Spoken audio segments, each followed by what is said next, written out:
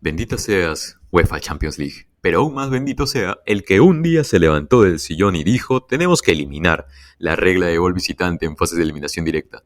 De verdad, a mí me parece de que ahora estos segundos partidos se están viviendo 1000 por hora. El primer día tuvimos un Atlético de Madrid contra Dortmund, Barcelona contra Paris Saint-Germain. Después de haber ganado los dos españoles sus partidos de ida en cuartos, hicieron todo lo posible para perder el rumbo y en consecuencia las semis fueron a caer en poder del Paris Saint-Germain y del Dortmund, remontando espectacularmente. Y esto no hace más que agregarle ese detalle que tiene la Champions, esta hermosa competición de clubes. Y en el segundo día los dos ingleses restantes se jugaban lo mismo, con motivaciones diferentes. Un City campeón defensor quería consolidar su supremacía de la temporada pasada y el Arsenal callar las voces del pasado, dar ese golpe sobre la mesa contra un Bayern que, si había un momento para vencerlo, era ahora. Al City no le alcanzó para derrotar a la Casa Blanca, que con un Lunin inspiradísimo aguantaron lo más que pudieron hasta llegar a los penales, en donde finalmente, tras otra actuación monumental del ucraniano, clasificaron los madridistas a la siguiente ronda. Al igual que el Bayern, que tras una masterclass de Tuchel hicieron parecer a la mejor defensa de la Premier como la contención del Wolfsburg. Oficialmente ya tenemos semis y mucha gente ya especula con las finales, las combinaciones posibles. Pero primero se juegan los partidos. Dortmund y PSG por un lado, Madrid-Bayern por el otro. ¿Qué errores cometieron el Cholo y Xavi en el partido que le significaron su boleto a casa? ¿Cómo Tuchel logró imponerse la pizarra de Arteta? ¿O fue el Madrid verdaderamente un justo clasificado? Acompáñenme porque vamos a repasar todo, las claves de los partidos de cuartos y sobre todo en datos. Vamos a darle. Empezaremos cronológicamente. Barcelona contra PSG. Xavi había logrado un resultado envidiable en la ida, un 2-3 en París con una comodidad de respuesta realmente sorprendente, pues a Luis Enrique pocas veces se le escapan detalles como los que aprovechó Xavi. No obstante, en la vuelta, pues la tortilla se cambió de lado. Y ojo, no se puede analizar las estadísticas en las que obviamente el PSG fue superior sin separar el partido en un antes y un después de la expulsión de Ronald Araujo, que es sin duda alguna el punto de quiebre y que también muy para pesar del uruguayo es una acción que para el Paris Saint-Germain significó más que un gol, le dio técnicamente las semis en mano. Pero bueno, yendo al partido y al contexto, en París el Barcelona había logrado un buen resultado a través de una estrategia muy ingeniosa y útil, buscar en largo a Lewandowski para poder saltar la presión que Luis Enrique había trabajado con su equipo, pues ante el mínimo intento de querer salir jugando, se arriesgaban a que recuperase el rival en zonas vulnerables. Luis Enrique obviamente estudió el partido y entendió lo que tenía que hacer.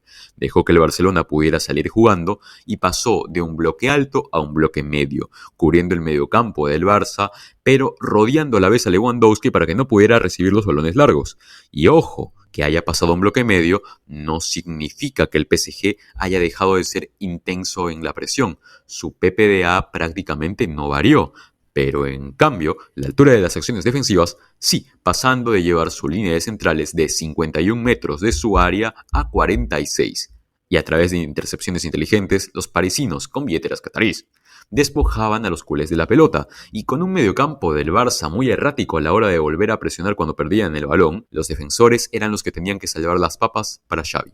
Por esto mismo, las transiciones rápidas del PSG aumentaron en comparación al partido pasado. El PSG encontró, además de su ventaja en las transiciones, otra manera más de superar las líneas del Barça, y esta eran las organizaciones en las basculaciones defensivas, que eran terribles. El París cambiaba de frente y ponía ya a Barcola, a Dembélé en situaciones de 1 contra 1 con su marcador, y con un interior encima haciendo el desmarque al espacio. El PSG en este momento era dominador del partido, se estaba jugando como quería Luis Enrique, pero en un pase largo de Araujo a Lamine, que al tener tan congestionado el centro del campo, pues tenía pocos marcadores, pues fue hasta línea de fondo, condujo lo más que pudo y Nuno Méndez solo observaba cómo es que se le iba el chico de 16 años, que centró y plum, Rafinha marcaba el 1-0 que aumentaba 2 goles el global, y en ese instante la gran mayoría pensó que el Barça tenía pie y medio en semis, incluyéndome. Sin embargo, el PSG siguió lo suyo, no se desesperó, aprovechando los huecos, las desorganizaciones posicionales del Barça, que a la hora de presionar era muy endeble. Minutos antes de la fatídica acción, Mbappé ya había tenido un remate claro que Ter Stegen aguantó con una maestría que lo distingue, y justamente con la jugada que vengo comentando. Un cambio de frente a Barcola, Barcola recibe, centra y Mbappé llega prácticamente de sorpresa. Pintaba que el gol del PSG iba a llegar en cualquier momento, hasta que Araujo se hizo expulsar. Y miren, atentos, Araujo es un defensor que sin duda tiene el potencial para ser uno de los mejores centrales de su generación. La temporada pasada ya había tenido una campaña francamente sólida, pero el tipo tiene dos defectos. El primero es la salida de balón, ese es el más obvio. Araujo no tiene una técnica lo suficientemente pulida, al menos por el momento, y en situaciones en las cuales él tiene que ser el dictador y tiene que ser el director del juego desde la central, sonará raro ya que él hizo la preasistencia al gol de Rafinha, pero todavía no está preparado, y es obviamente una debilidad del juego de Charrúa. El segundo defecto es que confía de más en su físico, es un central muy poco solvente a través de la lectura de campo, sino que trata de apostar por el duelo, por ir con todo al tackle, y usando a veces técnicas que van al límite de la falta. Bueno, ambas cosas se juntaron hoy. Araujo da un mal pase intentando progresar y Nuno Méndez lo intercepta. Manda a correr a Barcola, que se iba solo contra Ter Stegen, pero Araujo interviene y no hubo vuelta atrás. Expulsado por falta a último hombre. Los nervios estaban a flor de piel, y el Barça de por sí ya estaba sufriendo contra un rival que lo desnudaba en los costados y los flancos. Quedaba mucha eliminatoria por delante, y encima la iban a tener que afrontar con uno menos, y no era cualquiera, era su mejor central. A partir de aquí los expected goals del PSG se disparan, y por esto es que decía que es muy difícil analizar este partido sin contar la roja, no porque no puedas ganar con uno menos, sino que por cómo replanteó Xavi, pues lo más normal era no solo que el Barcelona terminase siendo remontado en la llave, sino que inclusive se fuera goleado. Y ojo, es común que los entrenadores cuando tienen uno menos usen una 4-4-1. El primer motivo es para bloquear a los extremos del equipo contrario dándole apoyo a tu lateral, y por otro lado para cubrir tu medio campo, mantener un doble pivote y tratar en lo posible de tener un buen definidor arriba en caso quieras hacer una transición. Pero, para el lamento de muchos, salió Lamine. Y bueno, creo que es comprensible. Pero, sin el chico en el campo te quedas sin tu mejor conductor en la banda, sin velocidad, sin explosividad. Y honestamente, creí que a pesar de estar haciendo un buen partido, sacaría a Gundogan o a Pedri, y en breve entenderán por qué. La cosa es que el Barça ahora defendía en 4-3-2, y esto le otorgaba demasiada responsabilidad a unos laterales que ya estaban siendo sobrepasados y que de por sí no tenían el apoyo de ninguno de sus mediocampistas. Es más, el primer gol del PSG ilustra muy bien por qué el replanteo solo expuso más al Barça. Era cuestión de tiempo para que el PSG remontase, así lo hizo. Un gol cayó, otro le siguió, y los espacios que eran cada vez más abiertos, pues obviamente estás defendiendo con un doble pivote conformado por dos chicos que, por más técnicos que sean, te compensan muy poco a nivel de recuperación. Pedri y Frenkie, pues entre ambos robaron la mitad de balones que Vitinha, y el único que recuperó menos fue Asensio, que entró de cambio. Nunca sabremos si es que el Barcelona no hubiera pasado si no expulsaban a Araujo. Lo que sí sabemos es que el PSG con o sin el uruguayo en cancha tuvo siempre facilidades enormes para desmontar las líneas de Xavi, y a mi opinión es justo vencedor de la llave, con un global positivo en expected goals y post-expected goals. Un Xavi que perdió los estribos se despide así del Barcelona en la Champions. Sigue teniendo mucho que aprender, y en lo personal, siendo un director técnico que me gusta bastante, veremos cuál será su desarrollo en los próximos años. De todo corazón, espero que le vaya bien. En contraparte, Luis Enrique ha guiado al PSG a estas semifinales, llevado en hombros por uno de sus jugadores más pequeños, Vitinha. Espectacular jugador, tremendo pelotero, a gusto personal, el MVP de esta eliminatoria, con 2 noches consagratorias. Ahora pasemos con el Dortmund, un enfrentamiento de locos, absolutamente de locos, pero al mismo tiempo inesperado.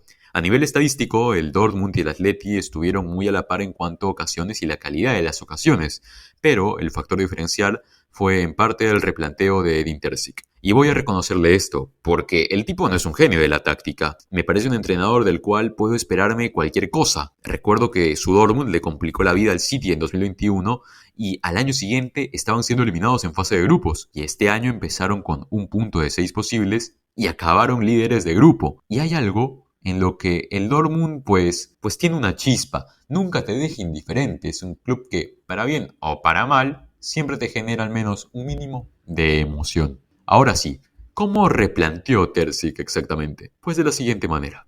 En el partido de ida, el Dortmund había usado mucho a Madsen en la base y, como dije, la mejor versión de Madsen es siendo un pasador progresivo en la mitad del campo, no en salida. Por lo que el Dortmund usó a Brandt más cerca de Emre Can para darle a Madsen la amplitud del terreno, además de acercar a Brandt a la base. Sabitzer ahora tenía otra labor, ser un box-to-box y un llegador y opción en metros finales. Otra forma en la que el Dortmund encontró mayor comodidad para salir de la presión del Atleti fueron los balones largos, y por esto mismo jugadores como Hummels, como Schlotterbeck, fueron los que más pases largos intentaron en todo el partido, buscando constantemente a Füllkrug, que siendo un 9 clásico tiene un dominio aéreo que no solo ayudó al Dortmund a iniciar sus ataques y elaboraciones, sino de que a partir de centros laterales también ayudó a dejar botando balones peligrosos para sus compañeros. Fue el jugador que más duelos aéreos ganó, por cierto, y en el primer gol de Brandt se puede apreciar este estilo directo del Dortmund, que con un pase fantástico de Hummels, que en esa serie fue más importante de lo que parece. Sí, en el segundo gol del Atleti en la ida y el primer gol en la vuelta, pues lleva su nombre y apellido, pero es un tipo que tiene unas facilidades con y sin balón que le da a su equipo una tranquilidad que honestamente yo envidio. Un central infravalorado y yo lo voy a recordar como uno de los mejores centrales de su generación. Y con el perdón de Piqué, Ramos, Thiago Silva, a mi gusto fue el más completo de todos. A pesar de que el Atlético empató, el Dortmund nunca vio la eliminatoria por perdida. Y aunque según la estadística avanzada fue entre pareja o a favor del Atleti, hay una virtud futbolística importante en saber convertir tus ocasiones,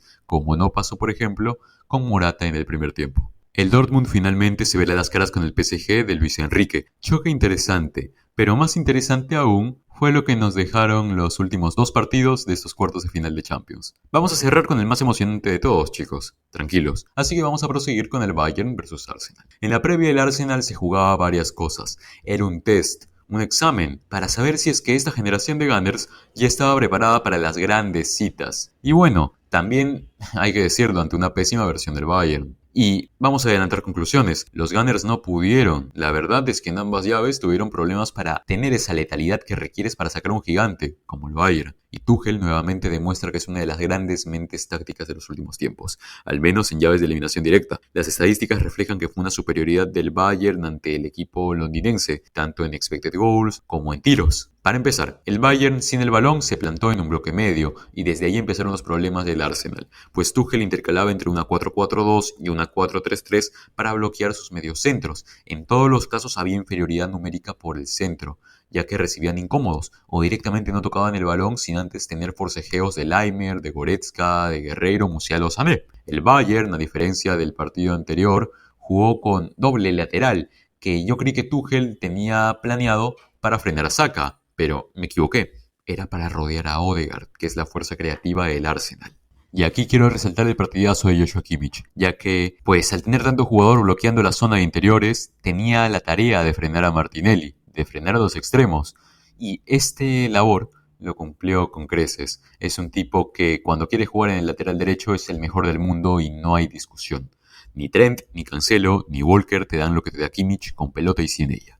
Ahora, en salida de balón y posesión dominada, el Bayern tenía el mismo inconveniente del partido anterior, pues Laimer y Goretzka, haciendo un buen partido, marcando y siendo ordenados en sus zonas, no te ofrecen garantías con pelota dominada, y por eso es que Musiala empezó a bajar seguido para poder salir de la presión del Arsenal. Sin embargo, Arteta, inteligentemente, se dio cuenta de esto, hizo algo. Dejó que Laimer o Goretzka tomasen la pelota antes que el joven volante le pudieran seguir llegando pases en salida. Esto provocó que en gran parte del primer tiempo el Bayern demorase mucho en verticalizar o darle un sentido a su posesión. Demoraban mucho en tomar decisiones. En el segundo tiempo este concepto de marca sobre Musiala no hizo más que intensificarse, y con sentido, ya que queda claro que la única manera en la que el Bayern podía salir de la presión del Arsenal era a través de su joven estrella, esto por las limitaciones de Goretzka y Laimer. Entonces, Yamal se fue ofreciendo y pese a que le iban cayendo incluso hasta 3 jugadores encima, Musiala salía airoso. Saka, Jorginho, Rice, White, todos iban por el camino de un Musiala que a través de su buena técnica escapaba de espacios reducidos y mandaba pases en profundidad para Guerreiro o para Kane. Musiala tuvo un gran partido y aunque todavía no tiene esa llave generacional como jugadores de la talla de Mbappé o Haaland, al menos de los más cercanos por edad, la sensación es que ya le va a llegar el momento, va por ese camino. Hoy fue el jugador con más regates completados, conducciones progresivas y conducciones al área penal, así como el segundo en pases claves, desmarques y recuperaciones de balón. Gran actuación. Esta capacidad de superar la presión de los de Arteta hizo que el Arsenal dejase de presionar tan alto, pues quedaban expuestos a transiciones que podían traducirse fácilmente en goles claros, por lo que pasó de ser un bloque bajo y compacto, y el Bayern, lejos de usar una 4-2-3-1, cayendo en el juego del Arsenal para quedar inutilizados con la pelota dominada en campo contrario, utilizó a Goretzka como un señuelo para meter aún más al Arsenal en su campo, dejando libre un espacio que tomaría Kimmich por dentro. Y así Martinelli tendría que decidir, ¿salgo a tomar a Joshua o me quedo con Sané? Y en esa indecisión se entiende el gol del partido. Kimmich extiende para Sané, que conduce, tira un centro, que vuelve a mandar Guerreiro y que ante un Rice desprevenido, llega un Kimmich al área como sorpresa, ¡pum! Gol. Fue un verdadero juego de equipo. El Bayern tuvo un pase súper merecido, estuvieron igualados en la ida y fueron superiores en la vuelta. Superioridad que la tradujeron en goles para poder tener este pase a semis. Tuchel se convirtió en el primer entrenador alemán en llegar a semifinales con 3 equipos diferentes. Primero con el PSG, después con el Chelsea y ahora con el Bayern. Además, Neuer ahora es el portero con mayores porterías a 0 en toda la historia de la Champions, superando a Iker Casillas. Ahora sí, vamos a lo que todos quieren escuchar. City versus Madrid. La ida fue uno de los mejores planteamientos que le ha hecho Ancelotti a Guardiola, pero en la vuelta, con un Pep que no da puntada sin hilo, las cosas cambiaron bastante. Y como nos ha enseñado el fútbol muchas veces, no todo tiene que ser pizarras y tácticas, como si los jugadores fueran peones. No señor, el fútbol a veces es más simple que eso. Es tan simple como meter a tu mejor jugador y que cambia absolutamente todo. En la ida, el City encontró una manera de generar superioridades por fuera, que solo pudieron aprovechar con remates desde fuera. Pues no encontraban la profundidad en las jugadas que normalmente el City tiene, y el City suele ser un equipo solvente para que pueda encontrar la profundidad ante bloques bajos. Y es justamente aquí lo que digo. Si un Foden o si un Bernardo no tienen la visión para darte ese pase entre líneas, probablemente un Kevin De Bruyne sí la tenga. Y efectivamente así fue. Con el ingreso de De Bruyne, el City tuvo unos niveles de creatividad mucho más altos que en el primer partido. Y en esas afueras del área ahora podías filtrar balones y encontrar profundidad y también tus bandas. Y aunque no fue hasta el ingreso de Jeremy Doku que el City no marcó por su ímpetu y por su gambeta del belga, el Madrid aguantó en los brazos y guantes de Lunin, un chico que lleva años en el Real Madrid. Recuerdo de que hace no mucho tiempo fue cedido al Real Oviedo, si no estoy mal. Honestamente, nadie tenía ni la más mínima idea de que hoy, si me preguntas inicio de temporada, hoy iba a tapar lo que terminó tapando, pues se planificaba que él fuera el tercer arquero de un Real Madrid que iba a contar con Courtois y con Kepa Arrizabalaga. Tuvo una noche perfecta, una noche que va a recordar toda su vida, porque se transformó en lo que Courtois suele ser, un portero que te gana partidos. Porque sí, el City fue muy superior al Madrid, en especial en el segundo tiempo, pero cuando tienes la certeza y la confianza plena en tu guardameta, como la tiene el Madrid, puedes ganar incluso en las noches que eres muy superado por tu contrario, muy superado por tu rival. Al final el City fue superior tanto en expected goals como en post-expected goals. Pero el Madrid sabe cómo sufrir este tipo de encuentros y también sabe en quiénes confía para poder ganar este tipo de encuentros. No todo se puede resumir a simplemente la mística, las copas, de que existe un aura especial. Yo creo de que eso queda bastante bonito para el verso, pero es sobre todo una cuestión de experiencia y de planificación deportiva para escoger a los jugadores correctos para que te ganen los partidos en ese momento exacto. Y tampoco es como del otro lado, que muchas veces se pinta que esto es una especie de suerte o de una cuestión un poco rancia que justifica una encerrada masiva del Madrid. No, el Madrid puede ser superado y ha sido superado varias veces tácticamente por una buena cantidad de equipos. No me voy muy lejos, en los octavos de final el Red Bull Leipzig fue superior tanto en el primer partido como en el segundo, pero el Madrid sabe en quién confiar